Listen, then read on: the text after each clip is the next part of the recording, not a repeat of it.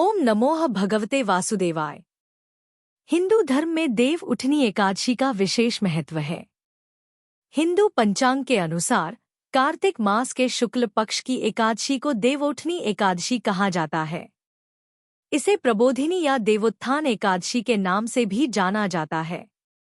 इस बार देवउठनी एकादशी का व्रत 12 नवंबर को रखा जाएगा। इस दिन से सभी शुभ व मांगलिक कार्य शुरू हो जाते हैं। शास्त्रों के अनुसार देवउठनी एकादशी के दिन ही जगत के पालनहार भगवान विष्णु 4 महीने बाद योग निद्रा से जागते हैं और पुनः सृष्टि का कार्यभार संभालते हैं। आपको बता दें कि इस दिन भगवान शालिग्राम और माता तुलसी के विवाह का भी प्रावधान है। तो चलिए जानते हैं देव उठनी एकादशी पर व्रत नियम, तिथि, शुभ मुहूर्त और बनाई जाने वाली रेसिपी। देव उठनी एकादशी की तिथि और मुहूर्त 9। इस बार कार्तिक माह की एकादशी 11 नवंबर को शाम के 6:46 बजे से लेकर 12 नवंबर को शाम 4:04 बजे तक रहेगी। ऐसे में 12 नवंबर को उदय तिथि में होने के कारण देवउठनी एकादशी का व्रत इसी दिन रखा जाएगा। वहीं इसका पारण 13 नवंबर को सुबह 6 बजे के बाद किया जाएगा। देवउठनी एकादशी पर रखें इन विशेष बातों का ध्यान। देवउठनी एकादशी पर शराब, मांस, मछली, प्याज, लहसुन, किसी भी प्रकार का तामसिक भोजन और अनाज का सेवन करने से बचना चाहिए। इस दिन फलहारी चीजें जैसे फल, दूध, मेवा, मिष्ठान आदि का सेवन कर सकते हैं। इस दिन चावल के सेवन से भी बचना चाहिए। देवउठनी एकादशी पर तुलसी के पत्ते तोड़ने से बचें, क्योंकि इसे अशुभ माना जाता है। एकादशी व्रत से एक दिन पहले ही तुलसी पत्र तोड़कर रख लेना चाहिए। आशीर्वाद और सौभाग्य के लिए इस दिन श्री कृष्ण गोविंद हरे मुरारे, हे नाथ नारायण वासुदेवाय या किसी अन्य भगवान विष्णु के मंत्र का जाप करना चाहिए। इस दिन भगवान कृष्ण और नारायण को तुलसी पत्र के साथ ही भोग लगाएं। इस शुभ व्रत पर श्री हरि की कृपा के लिए कमल का फूल अवश्य चढ़ाएं। एकादशी व्रत से एक दिन पहले सिर धो लें और एकादशी के दिन अपने बाल धोने से बचें। इस शुभ तिथि पर भक्तों के लिए दिन में सोना मना है, खासकर जब वे उपवास कर रहे हों। इस दिन झूठ बोलने और अपमानजनक भाषा का प्रयोग करने से भी बचना चाहिए। इस मौके पर गरीबों की मदद करनी चाहिए। देवउठनी एकादशी पर पूजा विधि। देवउठनी एकादशी पर सूर्योदय से पहले उठें, घर की सफाई करके नहाएं, घर में गंगाजल छिड़कें, द्वार पर वंदनवार बांधें और आंगन में भगवान विष्णु के चरणों की आकृति बनाएं।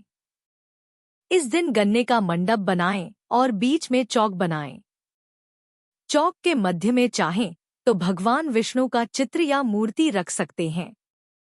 चौक के साथ ही भगवान के चरणचिह्न, तुलसी और पीपल को जल चढ़ाएं, पूजा करें और दीपक लगाएं। भगवान विष्णु का ध्यान करते हुए व्रत का संकल्प लें। शंख, घंटा, घड़ियाल आदि बजाकर मंत्र बोलते हुए भगवान विष्णु को जगाएं। शुद्ध जल और पंचामृत से भगवान विष्णु का अभिषेक करें। अबीर, गुलाल, चंदन, अक्षत, फूल, तुलसी और अन्य पूजा सामग्री चढ़ाएं। धूप और दीप का दर्शन करवाएं। फल और मिठाई का भोग लगाएं, आरती करें और प्रसाद बांटें। अगर इस दिन तुलसी और शालिग्राम का विवाह नहीं करवा पा रहे हैं तो तुलसी की सामान्य पूजा करें। तुलसी नामाष्टक का पाठ करें। तुलसी नामाष्टक यानी तुलसी के 8 नाम वाले मंत्र का जप करें। ये है तुलसी का मंत्र, वृंदा वृंदावनी विश्वपूजिता विश्वपावनी, पुष्पसारा नंदनीय तुलसी कृष्ण जीवनी, इत भामांष्टक चैव स्तोत्रं नामर्थं संयुतम्, यह पठेत ता च संपूज्य सौश्रमेक फलम लमेता। घर के लोग ही भगवान की सामान्य पूजा के साथ गरुड़ घंटी बजाकर भगवान को जगाते हैं। भगवान विष्णु के पुनः वैकुंठ लौटने की खुशी में दीप जलाने की परंपरा मानी जाती है। एकादशी की अगली सुबह से भगवान विष्णु की नियमित पूजा आरंभ कर दें।